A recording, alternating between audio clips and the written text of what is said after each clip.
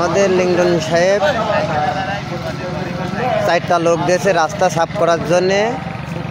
এই দেখেন, সবাই দেখেন, একদম রাস্তাটা মানান করে পরিষ্কার করে দিচ্ছে। আর এরা হেভি খাটনির লোক, সারাদিন কাজ করে আসে, দেন এখন সন্ধ্যাবেলা করে রাস্তাটা সাফ করে পরিষ্কার করে দিচ্ছে।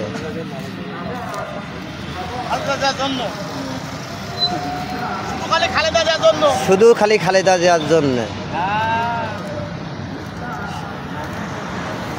দেখেন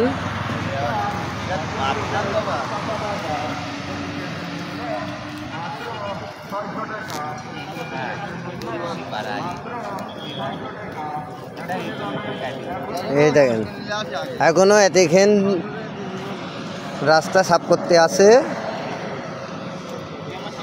বৃষ্টির ভিতর সবাই বৃষ্টির ভিতরে রাস্তা পরিষ্কার করছে।